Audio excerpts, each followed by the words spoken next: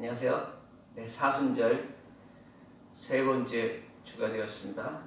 오늘도 예수님의 말씀, 하나님의 말씀 전하도록 하겠습니다. 지난주에 마태복음 21장 예수님께서 마지막 유월절을 맞이해서 예루살렘으로 입성에 들어오시는 그 내용, 그 중에서도 제일 먼저 하신 일이 예루살렘 성전에 있었던, 특별히 이방인의 뜰이라고 불리던 성전 바깥마당에서 돈을 바꾸고 짐승을 사고 파는 그 사람들의 상을 뒤집으면서 성전을 정화시켰던 예수님에 대한 말씀을 드렸습니다. 그러면서 예수님은 반드시 유월절에 돌아가셔야 한다고 말씀드렸습니다. 왜입니까? 예수님이 바로 출애굽시 유월절의 근본이 되는 그 어린 양의 피가 예수님을 상징하기 때문입니다. 애굽의 장자를 죽이는 그 재앙에서 이스라엘이 살아날 수 있었던 것은 결코 그들의 공로가 아니라 그들의 집 문설주에 어린 양의 피가 발라져 있기 때문이요. 이는 마찬가지로 우리에게도 죽음과 멸망의 저주에서 우리를 속량해 주시고 구원해 주시는 그 능력은 오직 예수 그리스도의 보혈의 피밖에 없음과 일치하기 때문입니다. 그렇습니다. 오직 예수님의 보혈의 능력이 있음을 믿습니다. 아멘. 이처럼 출애굽 이후부터 계속해서 구약을 지나며 유대인들에게 가장 큰 명절로 자리 잡은 것은 유월절이었습니다. 이스라엘 백성들이 애굽의 종살이에서 벗어날 수 있었던 그 사건은 예수님이 활동하시던 시대에도 더욱 중요한 명절이 되었던 것은 제2의 유월절, 애굽의 폭정에 시달릴 때와 같이 지금 자기들은 로마로부터 압제를 당하고 있는 이 상황에서 하나님께서 제2의 유월절, 로마의 압제로부터 벗어나게 해주시기를 간절히 바라는 그 마음이 있었기 때문에 유월절은 특별났고, 그래서 일주일 동안 축제 기간으로 보내며 이스라엘의 각 지방에서 외국에 살던 사람들까지 유월절을 지키러 사람들이 다 몰려들었던 것입니다. 다시금 그들을 해방시켜줄 메시아, 그들은 어떤 메시아를 기다렸느냐? 다윗과 같은 메시아를 기다리는 것입니다. 다윗처럼 모든 외소로부터 벗어나게 해주고 이스라엘을 부국강병한 나라를 이룰 왕, 강력한 리더십으로 태평성대를 이룰 그 왕을 소망하고 있었다는 것입니다. 이 사실을 당시 이스라엘을 압제하고 있던 로마 당국도 잘 알고 있는 상황입니다. 그래서 6월절이 되면 로마 당국도 더욱 긴장했고, 어떤 불미스러운 사건 하나만 일어나도 폭동으로 이어질 줄 모른다는 그런 경계심이 있었습니다. 그래서 이스라엘 전체를 다스리는 로마 총독이 평소에는 가이사랴에 거주하고 있었는데 이 6월절이 되면 예루살렘으로 내려와 있었던 것입니다. 그가 직접 예루살렘에 상주하면서 진두지휘하고 모든 상황들을 주시하고 있고, 그때 로마 군인들도 더욱 증가해서 많은 군인들이 눈여겨보고 있었다는 것을 유대인들도 잘 아는 내용이죠. 그래서 오늘 3절에서 5절을 보시면 이렇게 말씀하고 있어요.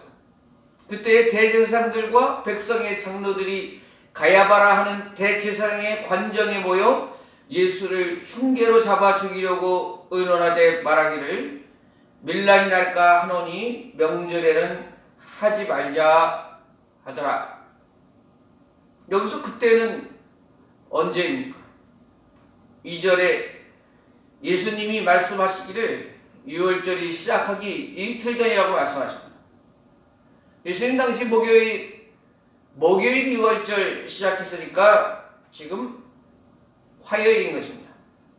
화요일 날에 누가 모였냐면 대제사장들, 백성의 장로들, 공회원들, 주요 유대교 지도자들이 대제사장 관정에 다 모여서 의논한 것입니다.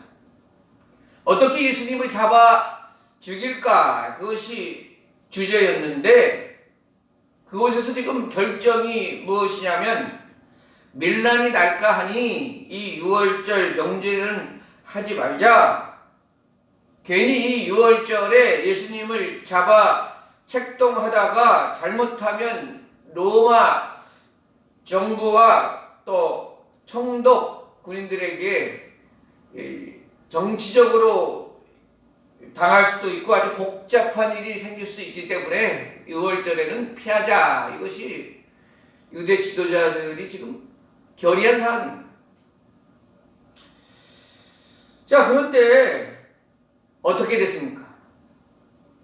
6월절을 피하자는 것이 그들의 뜻이었는데 예수님은 실제로 6월절 두 번째 날 금요일에 죽임을 당하십니다. 대제사장, 장로들, 그들의 뜻대로 되지 않았다는 것입니다.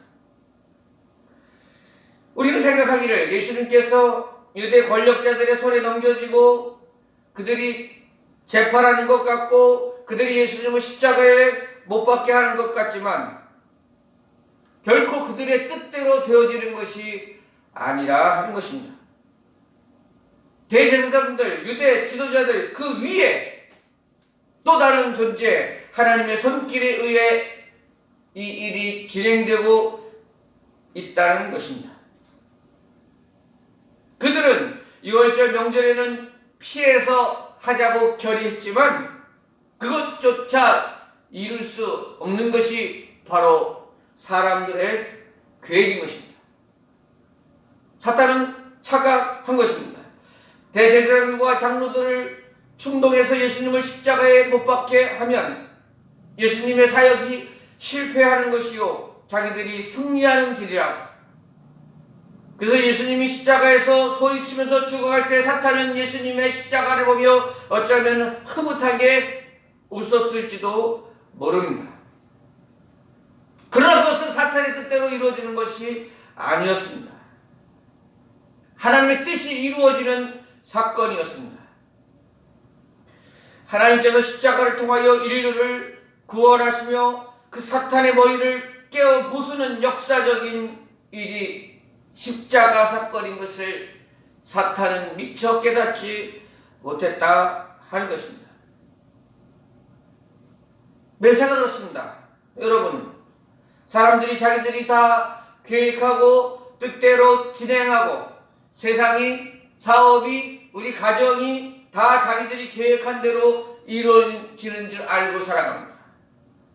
그러나 그렇지 않습니다. 이 세상은 전국에는 하나님의 뜻대로 이루어지는 것임을 믿으시기를 바랍니다. 잠언서 16장 9절에 사람의 마음으로 자기의 길을 계획할지라도 그의 걸음을 인도하시는 이는 여호와시니라. 19장 21절 사람의 마음에는 많은 계획이 있어도 오직 여호와의 뜻만이 완전히 서리라. 아멘. 우리의 계획과 우리의 뜻이 이루어지는 것이 아니고 하나님의 뜻이 이루어지는 것입니다. 역사의 주관자는 우리 하나님이십니다. 우리 개개인의 삶 가운데 주관하시는 분은 우리 하나님이십니다. 요나 선지자가 불순종하여 니느웨 아닌 반대 다시스로 도망간다 할지라도 결국에는 하나님께서 요나를 니느웨에 서게 하신다 하는 것입니다. 때로 우리의 불순종하는 모습이 있어도 그것이 결코 하나님의 계획과 뜻을 거스릴 수 없고 결론을 다르게 낼 수 없는 것입니다. 마침내는 오로지 하나님의 뜻만이 서는 것입니다. 두 번째로 6절에서 13절까지 베다니에서 옥합을 깨뜨린 여인에 대해서 잠시 말씀드려야 되는데 그건 세 번째로 돌리고 먼저 오늘 14절에서 16절까지 나오는 가룟 유다에 대해서 한번 말씀드려 봅니다.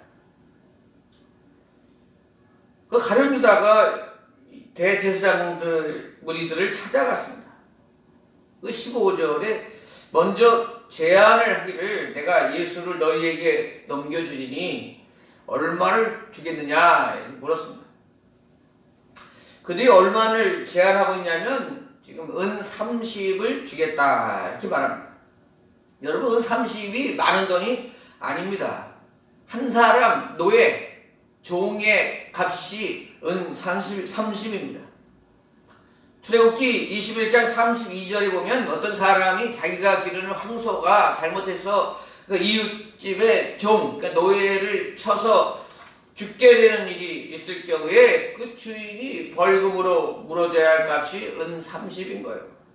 그러니까 지금 대제사장들이 예수님의 목값을 은 30으로 한 것은 노예 한 명 값을 치르겠다 하는 것이에요. 예수님을 조롱하는 것이고 불명예스럽게 예수님 만드는 그 액수가 은 30이에요.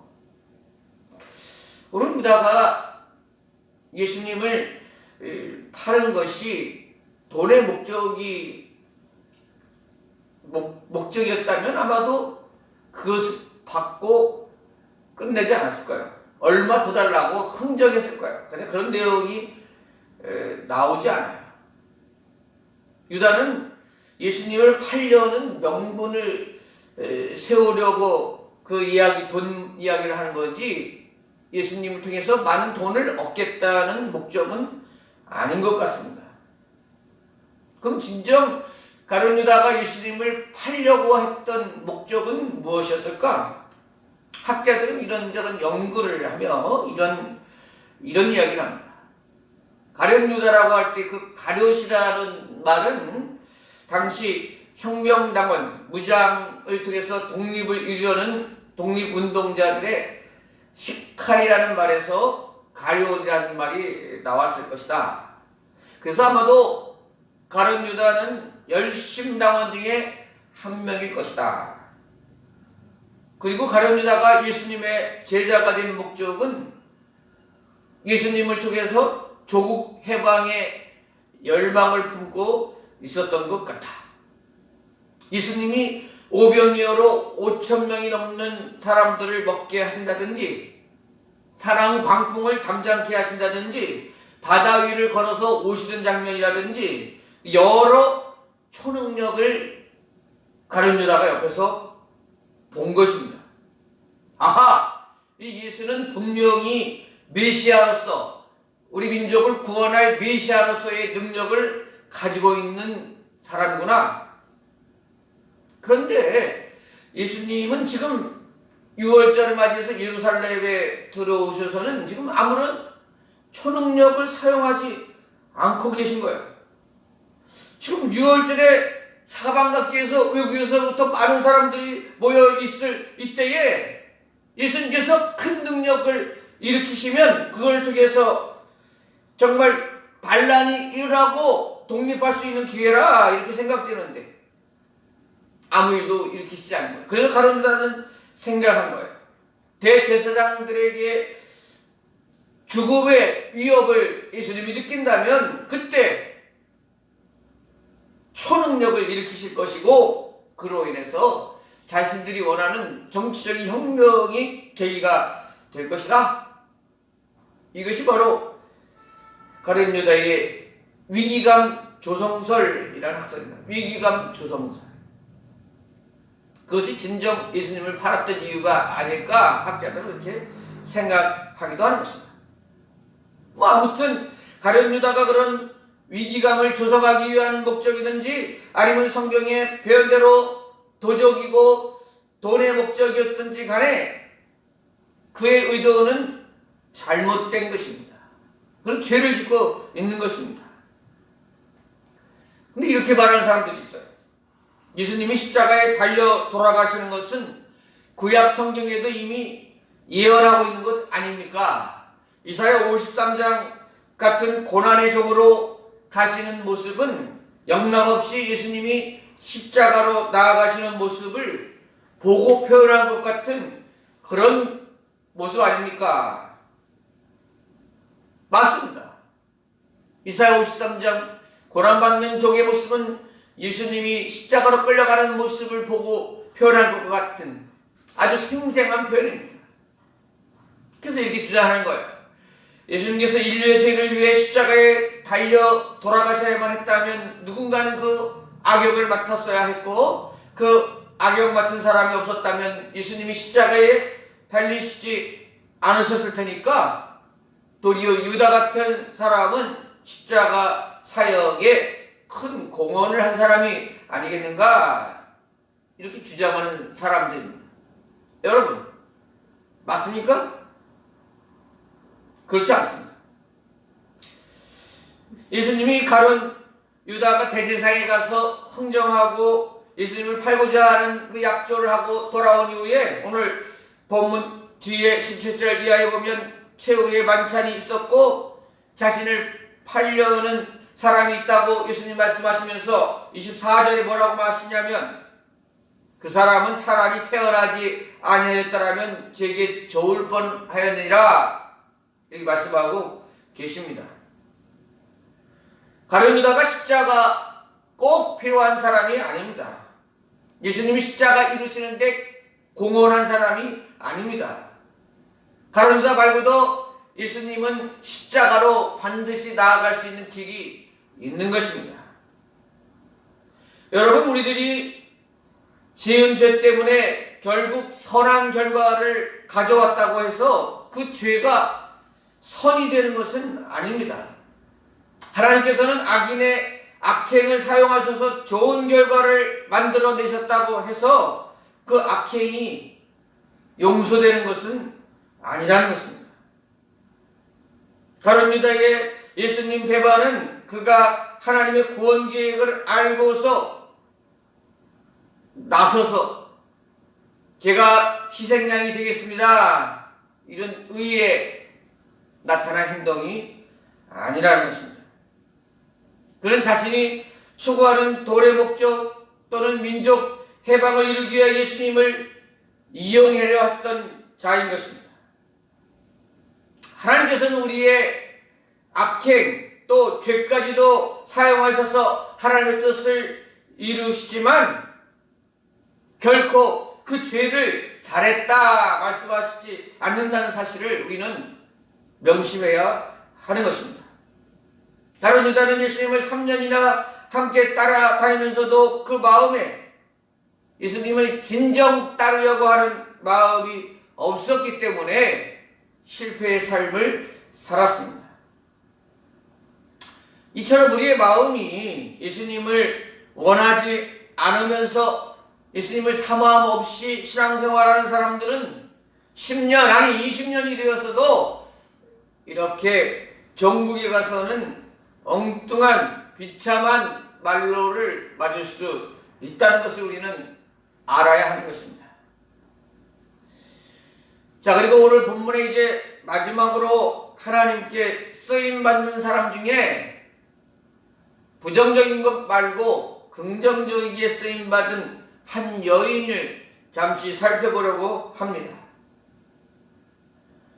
오늘 본문에 보면 예수님께 향유 옥합을 깨뜨려 부은 여인에 대해서 6절에서 13절까지 나오고 있는데 베다니 시몬의 집에서 있었던 사건입니다. 한 여인이 매우 귀한 향유 한 옥합을 가지고 나와서 식사하시는 예수님 머리에 부었습니다. 그 향유 옥합을 설명할 때 매우 귀한 향유라 표현하고 있습니다. 이 내용을 마가복음에서는 순전한 나드 향유요, 그 가격이 300데나리온이라고 말하고 있습니다. 300데나리온은 한 노동자의 1년간 소득에 해당됩니다. 그래서 우리 노동자가 우리 시대로 치면은 하루에 한 7, 8만 원 정도 번다고 계산해 보면 이 향유 가격은 2,500에서 2,900만 원 사이, 그렇게 엄청나게 비싼 향유라 하는 것입니다. 이에 대해서 제자들의 반응이 나오는데 요한복음에서는 특히 가룟 유다가 앞장서서 이 돈을 허비했다고 말합니다. 팔아서 가난한 자들에게 나누어줄 수 있다고 헛된 낭비라고 책망하는 장면이 나옵니다. 근데 예수님의 반응이 중요하죠. 예수님은 지금 오늘 본문의 이 여인을 결코 책망하지 않으십니다. 헛되게 소비했다고 말하지 않습니다. 잘했다고 칭찬하십니다. 마가복음 15장 8절에 예수님이 그는 힘을 다하여 내 몸에 향유를 부어 내 장례를 미리 준비하였느니라, 이렇게 말씀하고 계십니다. 이 여인의 행동은 예수님의 장례를 준비하는 행동이었던 것입니다. 예수님께서는 십자가에 달리신 이후에 그 시신에 향유조차 바르는 절차 없이 무덤에 들어가게 되는 것입니다. 마치 그것을 알기라도 하듯 이 여인은 예수님의 머리에 미리 향유를 붓고 있는 것입니다. 생각해 보세요. 이 여인이 바보입니까? 로또로 금방 이 돈이 떨어진 한탕주의로 생긴 돈이겠습니까? 그렇지 않을 것입니다. 이 여인에게 2,500만 원짜리 이 나드 향유는 그의 전 재산일 확률이 높습니다. 10년 아니 20년에 걸쳐서 한 푼 두 푼 모은 소중한 돈이 틀림없을 것입니다. 이 여인은 그렇게 비싼 줄도 알고 그것을 팔아서 많은 사람들을 도울 수도 있고 그것을 가지고 이 노후에 편하게 살 수 있다는 것, 그런 것도 다 잘 알고 있습니다. 그럼에도 불구하고 그녀는 예수님에게 향유를 깨뜨렸습니다. 옥합을 깨뜨린다는 것은 한 방울도 아낌없이 다 소비했다라는 말입니다. 아까워하지 않았다는 것입니다. 이것은 예수님에 대해 아낌없이 지려는 마음인 것입니다. 이 여인이 막달라 마리아인지도 모릅니다. 아니면 또 다른 여인일 수도 있습니다. 그러나 그것은 상관이 없습니다. 이 여인은 분명히 예수님을 만났고 예수님을 통하여 새로운 생명을 얻었던 것입니다. 새로운 길을 찾았습니다. 그런데 그 마음에 예수님께 이 옥합을 깨뜨리고픈 감동이 온 것입니다. 자신의 전부를 예수님을 향해 드리고 싶은 마음이 있는 것입니다. 이 향유의 귀한 값보다도 예수님에 대한 사랑이 더 크게 느껴졌을 때 이 여인은 향유도 아깝지 않은 것입니다. 예수님을 향한 사랑이 충만할 때, 그리고 그 일을 몸소 행할 때 그녀는 자신도 모르게 예수님의 장례를 예비한 일을 감당하게 된 것입니다. 이 여인은 결코 향유 부음이 예수님의 장례를 예비하는 일인 줄은 꿈에도 알지 못했을 것입니다. 그저 자신은 주님을 사랑하는 마음으로 주님이 주시는 소망대로 행했을 뿐인 것입니다. 그러나 이 여인의 행적은 세상 끝날까지 기억되며 복음이 전파되는 곳마다 증거되며 또 예수님의 장례를 예비하는 영광스러운 길을 걷게 된다는 것입니다. 사랑하는 여러분, 오늘 말씀을 정리하며 오늘 우리들은 대제사장이나 장로들 또 가룟 유다 같은 그 사람들은 자기들이 진정한 하나님의 아들 그 예수님을 십자가로 달리게 하는데 그 사용된 줄은 차마 몰랐을 것입니다. 이 예수님이 성자 예수님, 그들이 그렇게도 소망하던 참 메시아인 줄을 몰랐다고 하나님 앞에 가서 그렇게 말할지도 모르죠. 반대로 이 향유 부은 여인도 하나님 앞에 섰을 때 자기는 그 일이 예수님의 장례를 예비하는 줄은 몰랐다고 이렇게 역시 말할 것입니다. 그렇다면 무엇입니까? 우리는 지금 하루하루를 살아가면서 때로는 나도 모르게 사탄의 앞잡이 노릇을 할 수도 있고, 또 때로는 이 여인처럼 하나님의 뜻을 이루는데 쓰임받으며 살아갈 수도 있다 하는 것입니다. 그리고 우리는 우리의 삶을 통하여 이 여인과 같은 길을 걸어가야 하겠다 하는 것입니다. 그럼 어떻게 이를 구별할 수 있습니까? 우리가 진정으로 하나님을 사랑하는 마음으로 예수님이라면 어떤 길을 가셨을까? 무슨 일을 판단하고 결정할 때도 예수님이라면 어떻게 하셨을까? 늘 사역을 버리고 주님을 사랑하는 마음으로 하루하루 살아간다면 우리는 나도 모르는 사이에 이 여인처럼 하나님의 귀한 도구로 쓰임받을 것이라 하는 것입니다. 그러나 대제사장이나 유다처럼 신앙의 눈을 뜨지 않고 그저 내 편한 대로, 내 이익대로, 내 유익대로, 내 마음 가는 대로만 생각하며 살아간다면 나도 모르게 하나님의 대적으로 살아갈 수 있다는 것을 또한 분명히 기억해야 할 것입니다. 오늘 설교 제목이 무엇입니까? 어떻게 쓰임 받을까? 여러분, 저와 여러분 어떻게 쓰임 받기를 원하십니까? 이 여인같이 주님 앞에 헌신하고 하나님을 기쁘시게 하는 그 길, 그렇게 쓰임 받는 저와 여러분들이 되시기를 축복합니다.